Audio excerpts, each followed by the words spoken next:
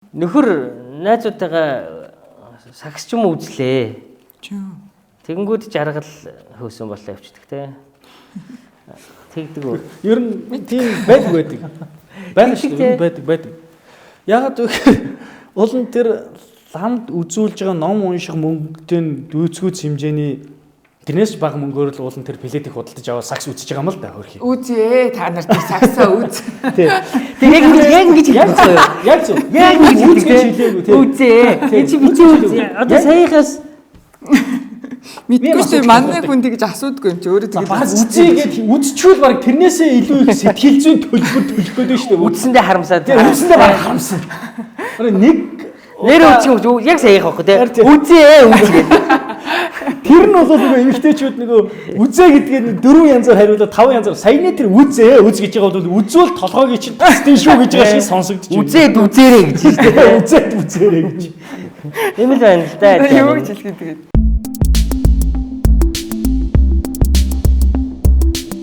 Сайн бацгаано мэддүгэ богино хэмжээний нэвтрүүлгийн өнөөдрийн дугаар эхлэхэд бэлэн боллоо.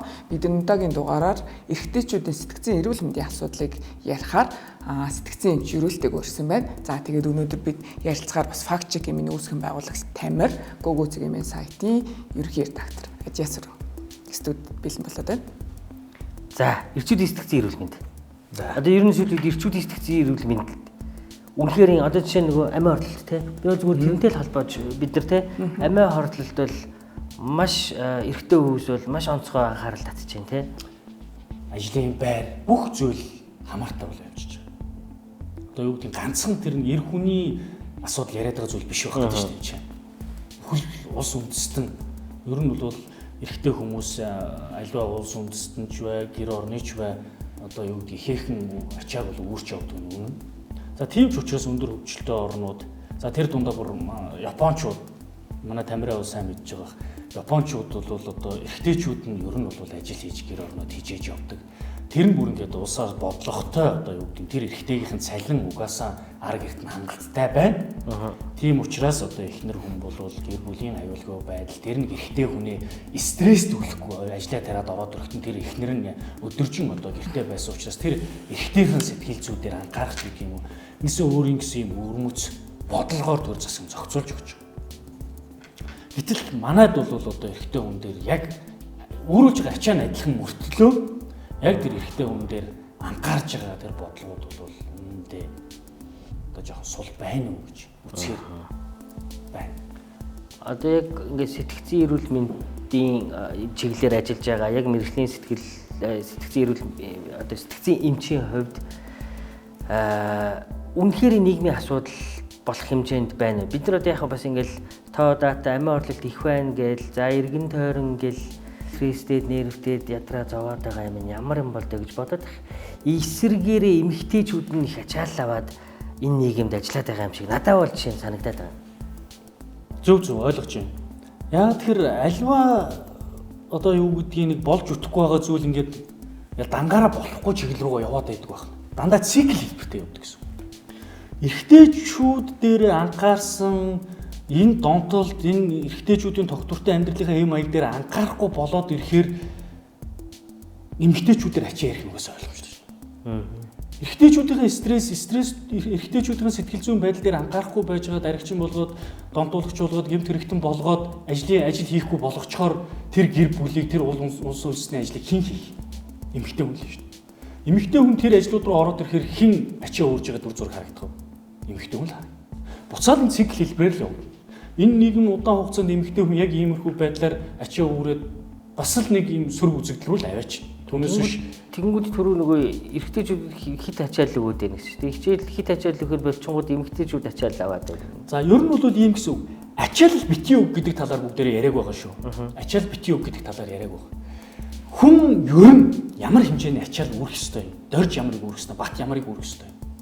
Эсвэл яг ачаал үүрээд байгаа улс үндэстний эрэгтэйчүүдэд гэр бүлийн талаас ямар уламжлалт ёс жайг нь хадгалагдаад байгаа юм? Төр засаг нь яг яаж анхаарат байгаа юм?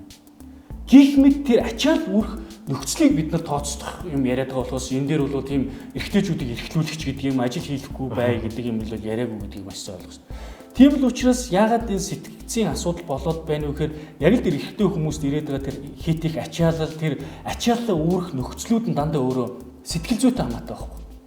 За нэг одоо гэр бүлээ авч явж байгаа нэг ажилсаг одоо та нарын хэлээд байгаа хүсээд байгаа нуруунд дээр ачаа үрдэг өглөө 7 цагт гарч яваад орой 8 9 цагт орж ирлээ гэж бодъё. Төгжирхэн төгжрээд ажиллаа хийх нь хийгээд. За ингээд ороод ирсэн чинь ихнэр нь ажиллаад харж ирээгүй. Тэ манай Монголын нөхцөл яг юм. За ингээд ажиллаад тараад ороод ирэхээр гэрд хоол байхгүй. Одоо магадгүй гэр орон өглөө хэдэн тал руу парк гэж алга болсон учраас гэр одоо эмх зэгцгөө. Хүүхдүүд нь даалгавраа хийгээгүй ч гэдэг. За иймэрхүү нөхцөл байдалд ороод ирэхээр нөгөө эрэгтэй хүн чинь стресс нь бухимдна. За энийг шууд одоо хүүхдүүдэд зандар загнаал ингээд барьж авч балбаал их нэртэйгээ хэрэлдээд идэх эрэг хүн бас ховор. За тэгэхээр энэ өдөр нь зарцуулсан тэр энерги одоо нөхөж авах хэрэгтэй шүү дээ хүн чинь байгалийн хуулиар. Одоо яах вэ? Тэ? Шүн ингээд унтах гэсэн чи одоо гэрээ цэвэрлдэг ч гэдэг юм уу эхнэр нь хурж ирээд 10 цагт хоолоо идээд одоо орондоо орох хэрэг тарна. За 10 цагт 11 цагт хоолоо идсэн эрэгтэй хүний сэтгцүү яаж амарх вэ? Өглөө дахиад яг 6-аа босвол 7-д ажиллах байгаа. Иймэрхүү зохицуултуудыг бид нар харна. Гэхдээ бид нар зүгээр нэг зүйл рүү анхаарал байгаа юм биш үү тийм ээ? Яриа маань өөрөө юм зөрчиж байна. За ингээд ирчихээр бусдаар одоо сэтгэл энэ хүн яах юм бэ? За тэгвэл нийт цаг ажлын байран дээр өглөө эрт гараад орой болтол нөгөө хүн чинь хаана байх юм? Ажлынхаа байран дээр л байна. Нөгөө ачаал үрж ажиллаа хийж байгаа эрэгтэй хүн чинь. Ажлын байран дээр тэгвэл яг эрэгтэй хүний сэтгэл зүйдээр юу анхаарсан юм? Тэ? Аа. За тэр яг цайны цагаа яг зөв боловсон цагаа идэхтэн зарцуулагдчих. За тэр гаднаас орж ирэх тэр ажлын байртай холбоотой стрессийг нь яг зөв менежментээр тэр байгууллага шийдэж өгсөн юм уу? Гэх мэт нарийн энэ зүйлүүдийг бид нар сонгож авч тэр болгон дээр нь цэгцтэй хандахгүй бол ерөнхийд нэг юм эрэгтэй хүний сэтгэл зүйн асуудал гэхээр л нэг юм одоо нэг ихнэрэнж буруутай юм шиг зөвхөн тэр нэг ариг чирэглээд байгаа юм аа л да тийм эсвэл тэр нэг ажлын байрны ачаал байгаад байгаа ч юм шиг иймэрхүү байдлаар системгүйгээр ойлгох юм бол бид нар тусламж үзүүлж ерөөсөж чадахгүй гэсэн. Гэхдээ одоо юу гэдэг нь эмэгтэйчүүдэд жишээлбэл тухайлбал ажлын байран дээр яг саяны дэмжлэгүүдийг үзүүлт юм уу?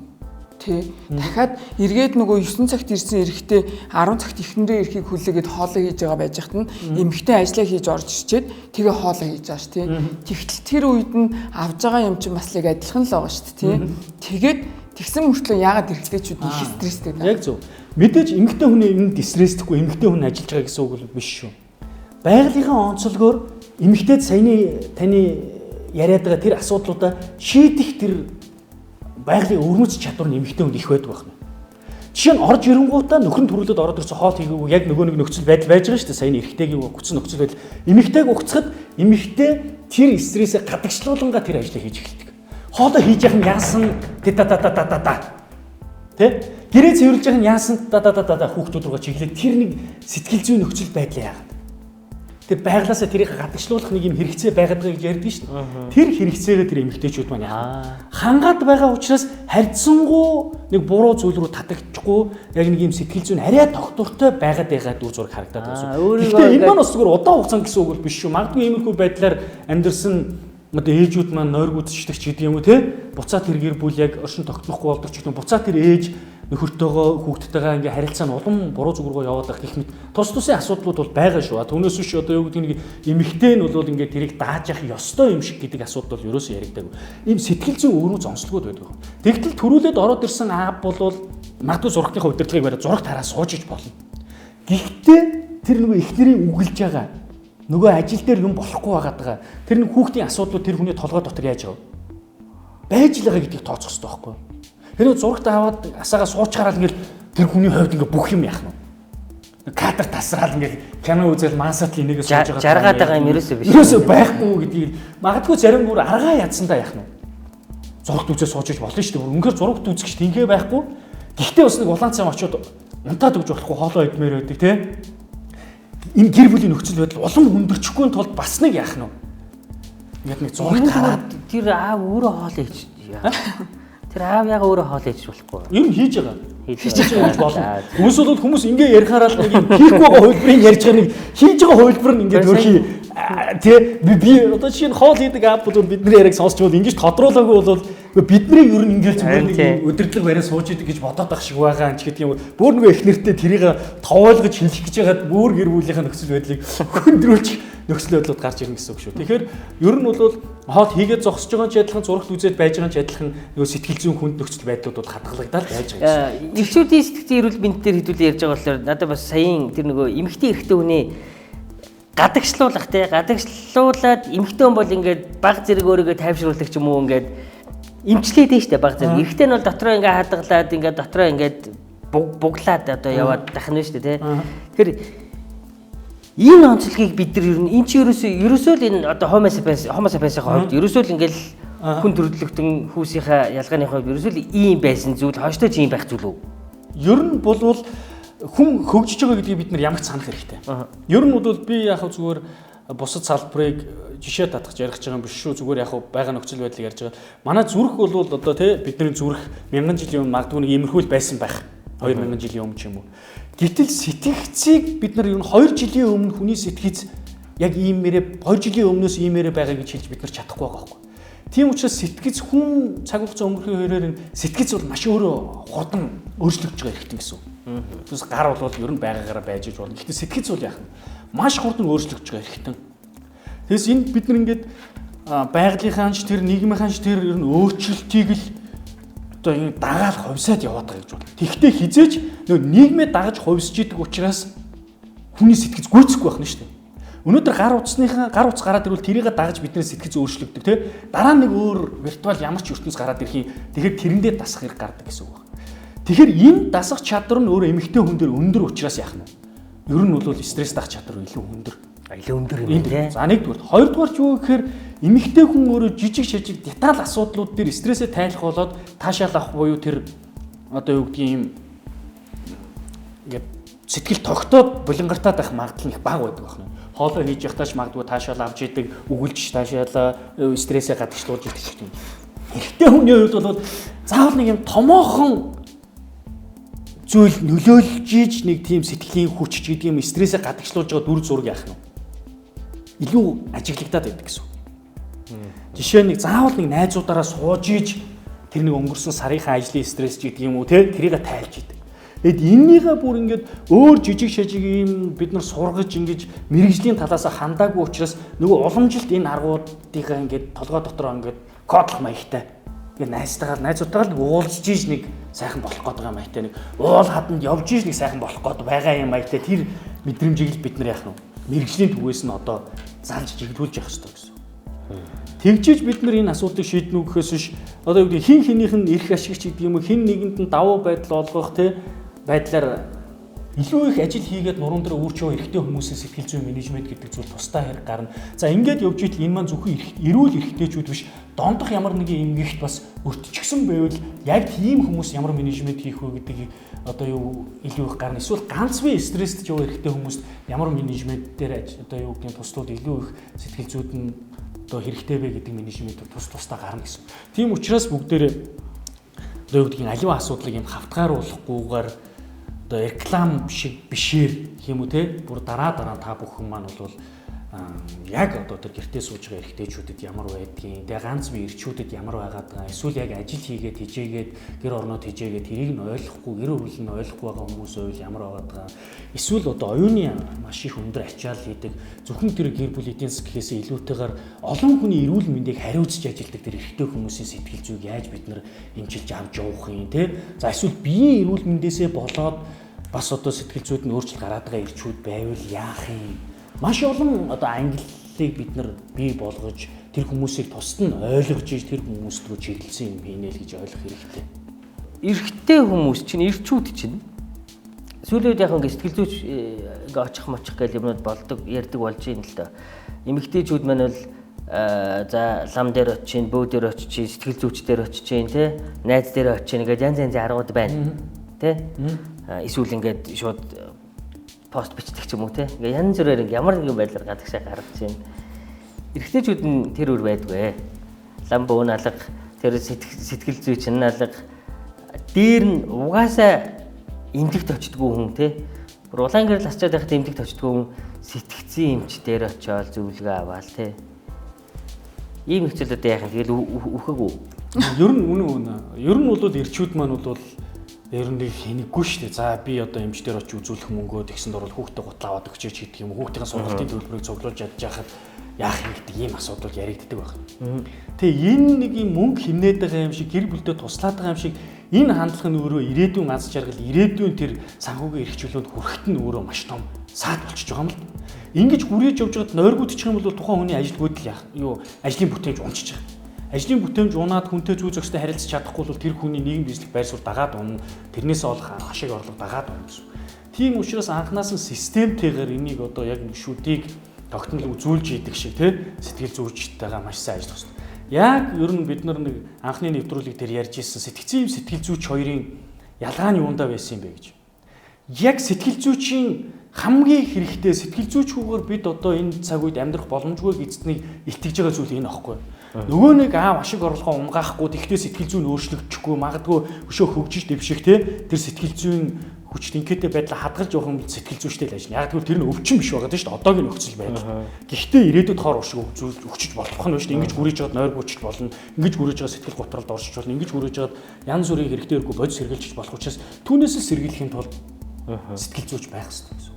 За тэгэхээр бид нар яг иймэрхүү ярьж байгаад бас ийм өмнөх асуултуудаа бас тодорхой хариулах жишээ олсон хэрэгтэй зүйл гэж бодож байна. Тийм учраас эрэгтэйчүүдийн сэтгэл зүгээ одоо юу гэдгийг өөр байлгах тэр зүйл бол яг сэтгэл зүйд бүрэн хянагддаг гэж хэлэхэд аюу хэцүү байна шүү дээ. Хүмүүс бол өөрийнхөө сэтгэл зүг ингээ бүрэн хяндаг юм аятаа ойлгодог гэсэн. Чи өөртөө сайн анхаар. Чи ядрав гэл өөрлөнд захиадах.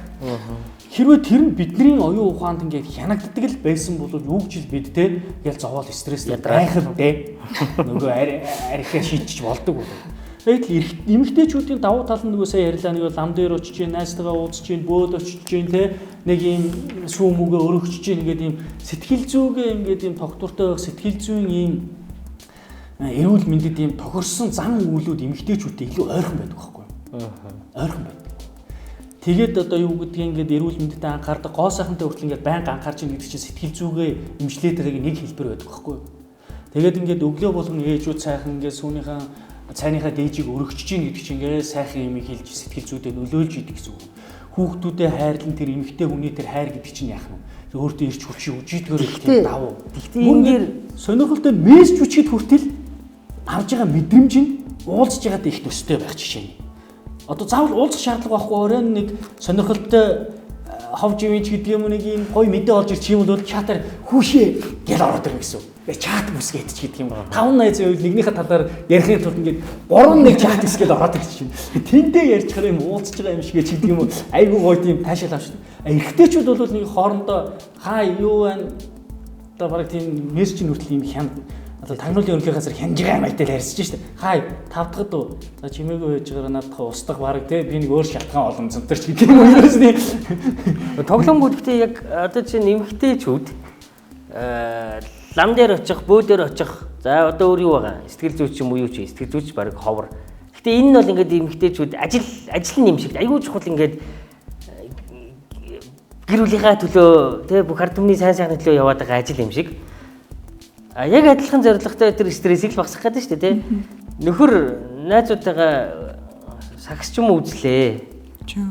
Тэгэнгүүт жаргал хөөсөн болоо явчихдаг тэ.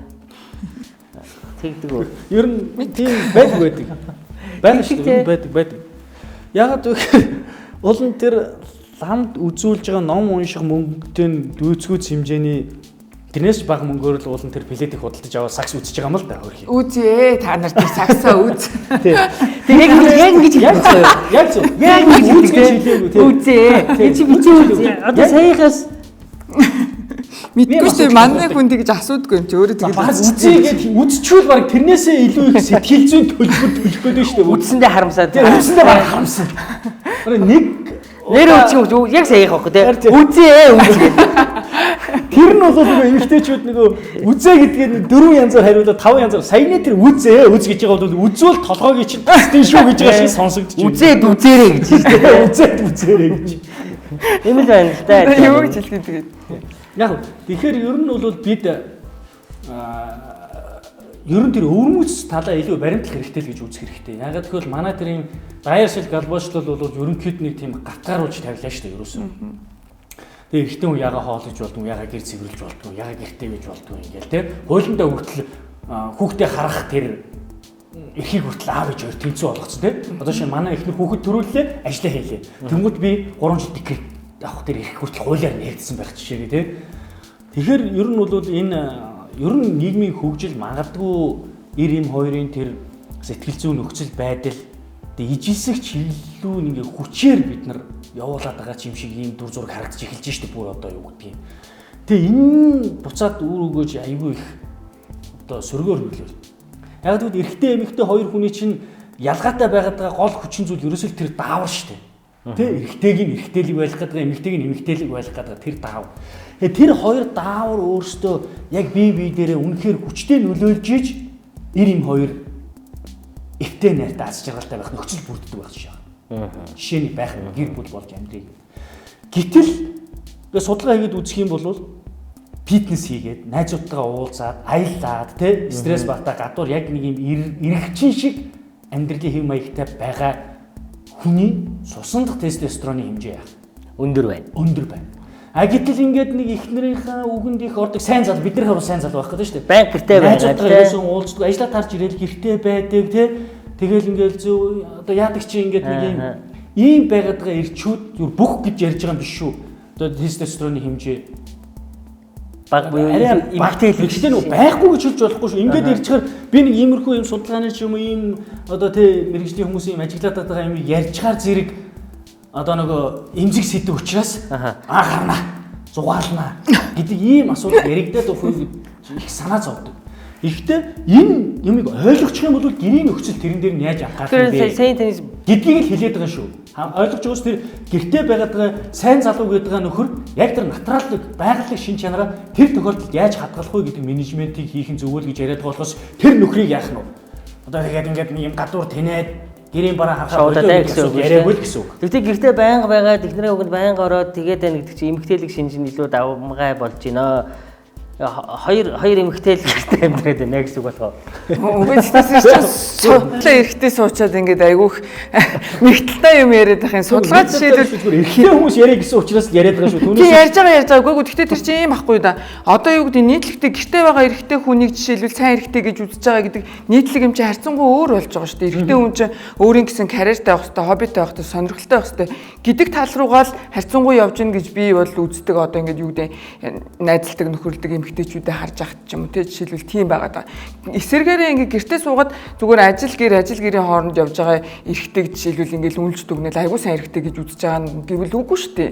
Тэгэнгუთ одоо юу гэдэг одоо миний бодлоор бол таны саяны ярьсныг ингээд сонсохноо ингэж боддог л. Би бол өмнө нь эрэхтэйчүүд илүү сул дорой болоод ингээд юмнаас хойшломтгой байгаад юм шиг надад ер нь нэг тиймэрхүү мэдрэмж төрж байгаа. Албан тушаалд бол ингээд очих сонирхолтой гэсэн мөртлөө ажил хийх дургуй ч юм уу те. Тиймэрхүү ирчүүд ихсэж байгаа юм шиг харагдаж байгаа. Гэхдээ саяны ярианаас бол эмэгтэйчүүд эрэгтэйчүүдэд ойлгоод яавал яадгийн сэтгэл зүйн онцлогийг нь ойлгох нь чухал юм байна. Эрэгтэйчүүд жишээлбэл эмэгтэйчүүдэд ойлгох нь чухал юм байна гэдэг л юм шиг байна шүү дээ. Тэгвэл түүнээс нэг хоёр талд нь гаргаж зодтолдуулах гээд байгаа юм байхгүй тий. Дунд нь нийлүүлээд хоёр эмэгтэй эсвэл хоёр эрэгтэй болох гээд байгаа юм ерөөсөй байхгүй шүү дээ тий. Тийм учраас би нэг юм хэлжгээд араас нь нөгөөдгөө үгүйсгээд байгаа юм те. Тэгвэл тэгж байгаа гэсэн үг биш шүү гэж хэлээд байдгийн учир шалтгаан энэ баггүй. Тэгэхгүй болохоор л одоо ингээл нөгөө поп рох дуртай хүмүүс чинь бол одоо ингээл барьж явал бид гурав чинь бараг байхгүй болно шүү дээ тий. Бид нар ингээд тойроо сая барьж аваад сакс үзнэ гэж дайраад. Би зүгээр яв гэж. Бид нар нөгөө цаг баг байгаад байгаа учраас нэг асуулт нэг богино хугацаанд хариулж нөгөө үзэгчдийнхаа нөгөө үр өгөөжөө тий сонирхолтой байдлыг хангах гэдэг. Тэгэхээр нөгөө нэг асуудлынхаа нэг талыг нь бариад богино хугацаанд хариулахаар нэг л талыг нь барих хариулах байна. Тэгээд нөгөө олон талыг нь бариад хариулчихгээд тэгэхээр нэвтрүүлэг маань сунжрах гэдэг нөгөө хүмүүс маань ямар уйтгартай юм ярьдгийг би их үнэтэй хандлага байгаад байх учраас жоохон төвхтэй. Зүгээр тэр нь та бидний санаа зов. Тэр таны ажил шиг. Тийм учраас эрчүүдийн сэтгэл зүй гэдэг юм байхгүй. Ерөөсөө энэ чинь нөгөө эрчүүд эмэгтэйчүүд ингээд салшгүй нэг бүтээгдэхүүн учраас эрчүүдийн сэтгэл зүй өөрчлөгдөв эмэгтэйчүүдийн өөрчлөлт, эмэгтэйчүүдийн өөрчлөлт нь эрчүүдийн өөрчлөлт гэсэн үг байхгүй юу? Тийм учраас энэ дээр ер нь бол одоо юу гэдгийг натуралыг талаа хараад бие бинийгээ ойлгоно гэдэг чинь хамгийн зөв гэсэн үг байна. Эрэгтэй хүнийг эрэгтэй хүн шиг байлгах нь чухал байх нь. Гэхдээ тэрэн дотор бол ажил үүргийн хуваар гэдэг чинь дахиад тусдаа нэг асуудал гэсэн. Бид нар эрчүүдийн сэтгцэн эрүүл мэндийг ярьж байгаа ч гэсэн одоо та сая эрчүүдийг эрчүүчг нь байлгах гэлээ шүү дээ. Тэрэн шиг Тэгвэл эмэгтэй эсрэгээрээ эмэгтэй хүмүүсийг бид нар юуг нь анхаарах хэрэгтэй. Одоо яг эрчүүдийн сэтгцэн эрүүл мэнд чинь бас нөгөө талд эмэгтэйчүүдээс ирж байгаа янз бүрийн байгаа шүү дээ. Эмэгтэй хүнтэй аятайхан харьцуул аятайхан байна үстэй. Тэгэхээр эмэгтэй хүн дээр бид нар юу анхаарах вэ? Нөгөө одоо ингэж эрчүүдийг нөгөө эмэгтэй болгоод байгаатай адилхан эмэгтэйчүүдийг эрэгтэй болгоод байгаа байхгүй бид нар гэхгүй. Тэ ажил хийж мөнгө олно тэ тэгснэ гарснаа ингээл нэг юм карьертай байх хэрэгтэй. Тэгэл одоо юу гэдгийг энэ орон байр маярны хэрэгцээг хангах мангах асуудал жишээл эмэгтэйчүүдээр дийлэнхтэй ноогдоод шүү дээ. Тий. Тэнгууд эмэгтэйчүүд яг утгаараа эмэгтэй байх гэдэг чинь өөрөө яг юу юм? Ер нь хараа хүний сэтгэл зүй ингэж доктортойгоор ховсж идэг гэдэг чинь ерөөсө байнгын. Тэр нь хүмүүс ингэ ярьдаг эрэгтэй эмэгтэй хоёр хүн эхлээд бол бид нар чинь ингэ олоола амьдардаг байлаа шүү дээ. Ингээл 20 30-аа 40-өө заримдаа 100-аараа тэр агуудаа хэр багтахын тэр багтаамжийн хэрээр. Тэгээ сүүлдээ энэ маань бол ингэж явсараад нэг жижиг овг болоод тэгээ сүүлдээ эхнэр нөхөр болоод тэ ингээд ирэлж. Энэ нь яагаад ийм нөхцлүүд үүсэжсэн бэхээр тэр хэрэгцээгээ дагж ирсэн баг шүү дээ. Аюулгүй байдлаа хангах тэ улам хүчтэй хөгжих гэдэг тал руугаа хангаж ирсэн гэсэн. Тэгээ эхнэр нөхөр хоёр яагаад хэцүү цаг үед одоо юу гэдэг шинжлэх ухаан хөгжөөгүй байхад гэсэн үг тийм Монгол та нар бодоод үз 100-аахан жилийн өмнө эхнэр нөхөр хоёр гэж байхгүй болвол одоо Монголд оршин тогтнох ямар ч боломж байхгүй байлаа шүү дээ. Тэр үнэгээ хэн саах вэ? Одоо маландаа хин явах вэ? Хоолундаа яах вэ? Ерөөс тэр хэрэгцээ нь угаасаа эрэгтэй эмэгтэй хоёр байхгүй. Багаараа байхгүй бол төсөөлөл аргагүй байсан гэсэн үг байхгүй. Тийм учраас яг үүргийнхаа дагуу юмаа хийчихэр чинь ингээ барьцаадах шаардлага байхгүй. Үүрэг хийх ёстой юмаа хийж байгаа хүн сэтгэл зүгээр хямраад байх юм байхгүй. Бие биетэйгээ барьцаадах юм байхгүй байсан учраас сэтгэл зүрх тогтвортой байгаадсан гэж хэлж болно. Тэр үед бол юу гэдгийг хараач тэр дондог гэрте хоолоо хийгээд байна. Цэцгээ гадуур адуунтай яваад байна гэдэг яриа байхгүй шүү дээ. Тийм учраас тийм ярьж стресс хэрэг байхгүй байсан. Одоо яаж ийм нөхөр ийм хэрэгцээ арилаад ирэхээр ерөөсөө даяарсаа дэлхийн даяараа яаж ийм нөхөр гэр бүлийн шаардлага яг хоёулаа байх ёстой гэдэг хэрэгэлцээ яаж юм. Бараг байхгүй болж байна. Зөвхөн бэлгийн харилцаач гэдэг юм. Эсвэл зөвхөн тэр хүүхдийг л аав ээжтэй байлгахад л гэр бүл оршин тогтноод байгаа юм аа. Тийм одоо нийгмийн хэрэгцээгээ дагаж сэтгэл зүйн яагаад өөрчлөгдөж байгаа гэсэн үг. Тийм учраас бид нар яг уламжлалтыг дагах уу яг шинэ хувьсэл руу орох уу аль нь хэрэгтэй вэ гэдгийг бид нар маш нарийн тооцоолох хэрэгтэй гэсэн. Тийм ч учраас дэлхий дээр одоо ингээд гэр бүл болж байгаа залуучуудын нас бол ингээд бүр оройтж штэ. 35-аас хойш. Судалгаагаар бол 28-аас 32 наснд бол хамгийн тохиромжтой гэж үздэг байлаа улсад. Эрчин баг 10 жилийн өмнөх миний мэдхийн 10 гаруй жилийн өмнөх судалгаа байсан. Тэгэхэд бол тэр үед манайх чинь 20 гаруйгүй оюутан байхдаа л ихэнх нь гэр бүл болоод одоо ингээд салхан салаад ингээд манай Монголд бол салалт замбраага авчихсан. Тэр үед л бид нар зөвлөж байгаад хамгийн тохиромжтой нас бол 28-аас 32 шүү гэж олон жилийн өмнө зөвлөж байсан. Тэгээд л одоо дэлхийн чиг хандлагыг ингээ харах юм бол яг гэр бүл болж байгаа хүмүүс бол өндөр хөгжилтэй оронд бол дандаа 35-аас дээш байж байгаа. Тэгээ энэ нь өөрөө яг тийм сэтгэл зүйн асар их одоо юу гэдгийг өөрчлөлтөөр явж гин хүн төрөлхтөн ер нь буруу тишээ яваад байна гэсэн. Тэгээ ингээд хожуу наснд гэр бүл болоод ирэхээр нөгөө аюулгүй төрөлт ч гэдэг юм уу нөгөө янз бүрийн одоо төрөлтөөс болж хүндрэгч гэдэг юм уу хожим нь хожуу төрснөөс болж үүсэх өвчнүүдийн тоо бол дэлхий дээр маш их болж байгаа. Тийм учраас бүгдээрээ яах ёстой вэ гэхээр хүн болгон давтагдчихгүй гэсэн. 8 тэрбум болоо давтагдчихгүй шүү дээ. Зүгээр адгийн хурууны адгийн гэж уучлаарай ялгууран гадуурсах байгаа юм шиг байна шүү дээ. Хурууны хээ хүртэл яах нь хүн болгоных өөр. Тэр хурууны хээ хүн болгоных өөрөө ч бидний сэтгэл зүй мэдрэх тэр юмыг хүлээж авах чадамжуул яах нь өөр байгаа нь бол ойлгомжтой. Тэгэхээр бид нар ингээд ерөнхийдөө хүмүүс эрхэнд халдаад байгаа гэсэн үг. Гэр бүлэрээ гоё тохироод тэр нөхөр нь гэртээ ажиллаа хийгээд те эхнэр нь ингээд явсан дээр юм байна. Тэгвэл хоёулаа аз жаргалтай байна гэж байгаа юмыг гуруулаа нэвтрүүлгээр хөндлөнгөөс орж ирэнгуудаа энэ бол 90 амьтдын одоо зүй зохисыг алдагдуулж ийн эрэгтэй хүн тэр гэртээ үлдэж байгаа эрэгтэй магадгүй илүү стресс чинь ингээд өмнөх яриан дээр орж ирээд нэг талаас нь хараа ярихаар ийм алдаа дутагдлууд аюу харагддаг байхгүй. Тийм учраас хүн болгон давтагдчихгүй өөр юмыг мэдэрдэг гэдэг учраас хүн болгон өөрсдийнхөө тэр одоо дотоод мөн чанарыг нэгдүгээрт ойлгож авах хэрэгтэй байна. Хоёрдугаарт ганцхан чиний дотоод мөн чанарын хорвоо ертөнц нийгэмд ямар ч хүчгүй гэдгээ бас давхар хүлээн зөвшөөрөөд үр хөвгтдээ хань ижилдээ ирээдүйдээ аль хувилбар нь илүү үр өгөөчтэй эрүүл зөв байх вэ гэдгийг хэлцэж зөвшөлдсөд тэгээд бид нар шийдээ гаргаад амьдрах хэрэгтэй байна. Тэгэхээр бид нар аль шийдийг гаргаагүй амьдрчдаг учраас яах вэ? Бүх хувилбар дээр стрессчдэг. Гэртээ үлдсэн ч стрессчдэг, ажилд явсан ч стрессчдэг. Ажлаа хийнгээ гэртээ ирсэн ч стрессчдэг те. Бүх хувилбар нь стресс болсон. Яг гэвэл тэн дээр хувийн өвөрмөц онцлог хийгээ те ирээдүйн төлөвлөлт гэдэг юм ерөөсөө байхгүй. Хэрвээ цаана бид нар энэ маягаараа цаашаа ингээд амьдраад байх юм бол угаасаа 90 эмийн ялгаа арилах нь тодорхой шүү дээ. 90 эмийн ялгаа амьдрна гэвэл ижлэхэн үснүүд магадгүй ихсэж явах нэг нөхцөл болно шүү дээ. Тэ? Ер нь бол сая бид нар хэлсэн шүү дээ. Гэр бүл ер нь одоо утгаа алдаад байна шүү дээ. Яг ямар утга учир. Хэрэгцээ байхгүй болсон. Нэг мөнгө олдог боловсралтай чадaltaй эмэгтэй бол одоо тэ ойлголцоог нэг залуутай хэрэлдээд өөрийнхөө хийгсэн тэр зориг хүслээ хоошин тавиад тэ карьераа унгаагаад сэтгэл зүй болоо биеэр хохироодох ямар ч шаардлага байна. Тэгиндэг амьдрах ямар шаардлага. Өөрөө тэр цалингаараа гоё бариа авчиж, гоё хүссэн машина авчиж, тэ? За ингээд тодорхой хугацаанд амьдраад ирлээ тэр хүнд гэр бүлийн хэрэгцээ үүсээд ирэх юм бол тэр эмэгтэй төлөвлөж. За тэгээ бүр сүүлдээ бүр нөхөр үүгээр хүүхэд төлөвлөж байгаа эмэгтэйчүүд чангалтай. Бүр ийм тэр бүр ингээд зориг болоо гараад ирсэн. Бүр төлөвлөсөн. За би ингээд генсертэй сайн хүний хүүхэд төрүүлье. Тэгээ би угаасаа мөнгө олж байгаа учраас хүүхэд асрагч авчина. Хүүхэд харахад надад санаа зовоодох юм байхгүй. Би мөнгөө хоригдуулаад жил би хүүхэдтэйгээ байна. Хүүхнийхөө сүгээр хоолно. Цаашдаа би гэрийн үйлчлэгч аавна. Тэгээ гэрийн үйлчлэгч маань хүүхдийн маань эрүүл мэндэд сайн анхаарна. Угаасаа тэр 24 цагаар тэр хүүхдэд анхаарна. За би хүүхдэд тийм сургууль сургах надад чадамж байгаа. Хүүхд маань тийм одоо мэрэгжил эзэмшин ийм аюулгүй байдлыг би хангана. Аюулгүй байдал эрэгтэй хүний халамж хэрэгцээ охинлууд үүдэндээ хамгаалагч авсан ч яах нь болно магадгүй амьдарч байгаа хотгон нь өөрөө яах. Аюулгүй байдлыг хангасан хамгаалттай. Гэр бүл иймэрхүү байдал руу чиглэж байгаа нөхцөл байдлууд бол аюу их байгаад байна.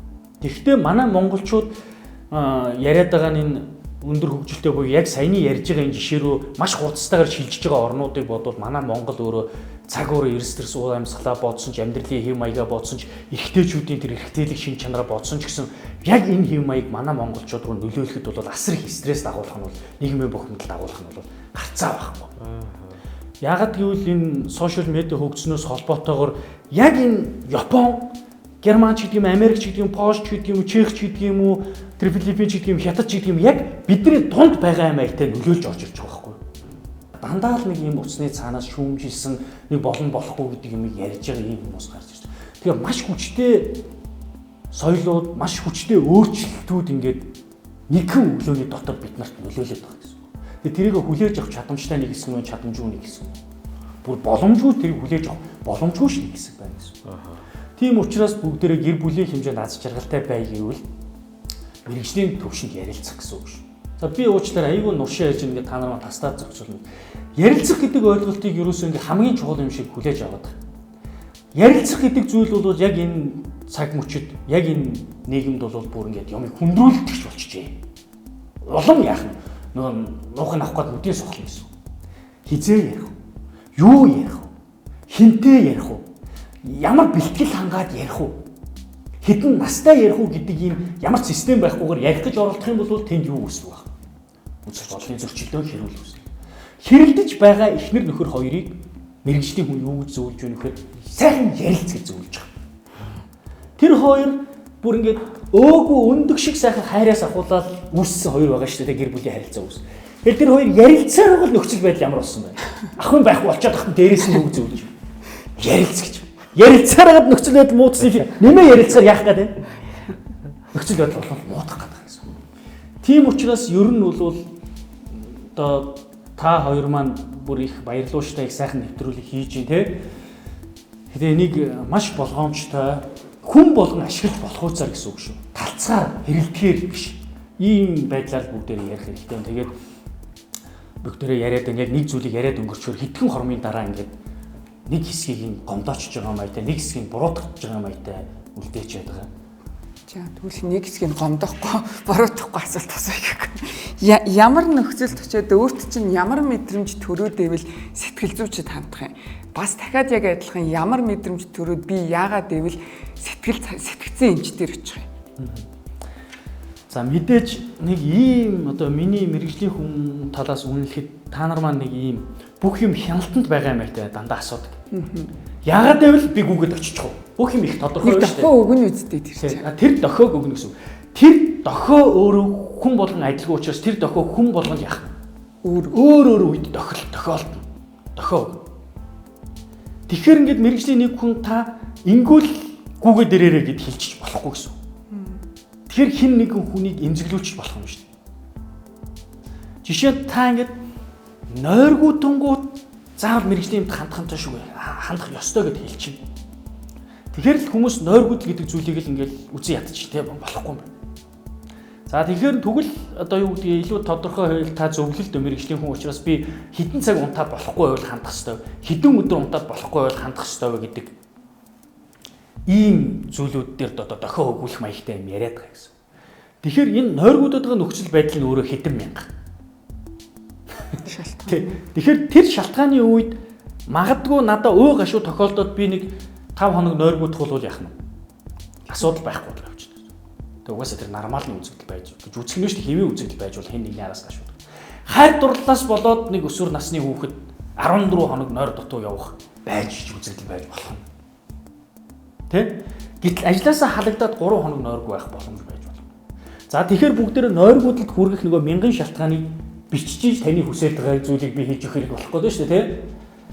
За та хүүхд чинь ер нь болж итгэхгүй байгаа таны нойр хүрхгүй байгаа дээр хэд тоноод ирээрээ гэх хэмжээнд бид нар ярих ёстой гэсэн. Энэ тийм учраас ерөнхийд нь одоо ингээд бид нар нойргууд бол ирээрээ гэж хэлчихээд зарим хүмүүс чинь угаасаа нойргууд жил байдаг ч гэдэг юм уу энэ зүйл дээр нойргуудлгүй яадаг ингээд нэг юм мэрэгжлийн хүний өгөөд байгаа зөвлөмж амьдралтай зөрөөд байгаа юм шиг болоод ирэхээр тэр хүмүүсээ мэрэгжлийнх нь үн цэнгүй мэдэрдэж эхэлдэг байна.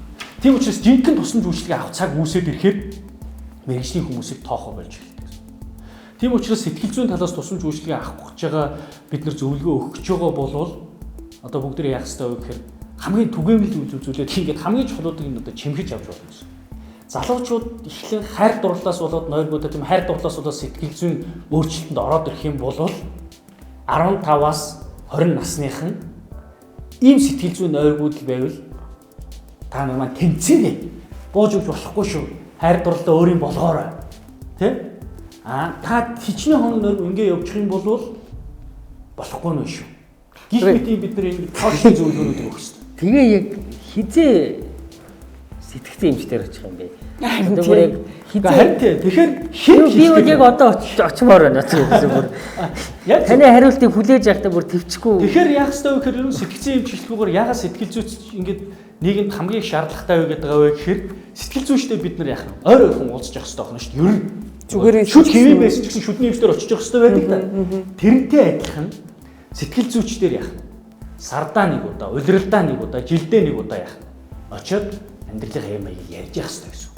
Тэгэхээр нөгөө сэтгэл зүйч мэрэгжлийн хүн учраас яриад байгаа нөгөө одоо миний хэлээд байгаа хэдэн мянган датагийн чинь нөгөө тухайн хүн яг тэр тухайн хүн ярьж байгаа учраас тухайн хүн тохирсон мэдээллийг үл нөгөө мэрэгжлийн хүн бол өгөөд байгаа юм шүү дээ. Тэгтэл бид нар энэ магадгүй нэвтрүүлгийг үзэж байгаа 500 мянган хүний хинлүүн чиглүүлж ярих ба гэдэг чинь өөрөө учир дутагдaltaй асуудал байна. Тийм учраас ер нь бол би сэтгэл зүйчтэй юу гэдгийг бодлогын хэмжээнд дэмжиж тэгээд ард иргэдэд тогтмол сэтгэл зүйчтэй хандуулж явах юм бол яг хувьгөндөө тохирсон датан дээр хувьгөндөө тохирсон зөвлөгөөг аваад аж болно. Одоогийн нөхцөл байдал яаж ийм нөгөө сэтгэл зүйчт маань бас өөрөө хүн учраас амьдрах хэрэг гарна. Амьдрахтаа бол эдийн засгийн хэрэгцээ гарч байгаа учраас заавал нэг хүнд хүзүүгээр татсан асуудал үүснээ дараа бид нар яагаад вэ?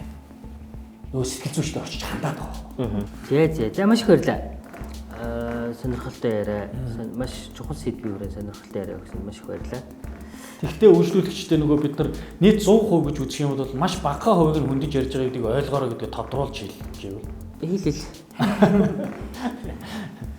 Тэ мэдээж энэ ялангуяа энэ эрүүл мэндийн асуудал тэгээд дээр нь төрний таны сайн хэлсэн сэтгцэн эрүүл мэндэд ерөөсөө сэтгэл зүй бол өөрөө те секундээр ингээд өөрчлөгдөж хувьсаж өөрчлөгдөж идэг зүйл учраас энийг бол угаасаа дахин таны надад бас толгойд үлдээл байна л да 8 тэрбум бид нар 3 сая 500 өөр гэдэг бол манай яг энэ удаагийн дугаарын миний дотроо авсан онцлог нэг ишлэл байлаа. За ингээд бидэнтэй хамт үзэж та бүхэнд баярлалаа. Мэд түгэ дугаар энэ удаагийн дугаар энэ хүрээд өндөрлөж байна. Бид сэтгцэн эрүүл мэндийн талаар маш ер нь боломжоор дэлгэрэнгүй ярихыг хичээлээ. Бидэнтэй хамт байсан та бүхэнд баярлалаа. Яргээд үзье баяртай.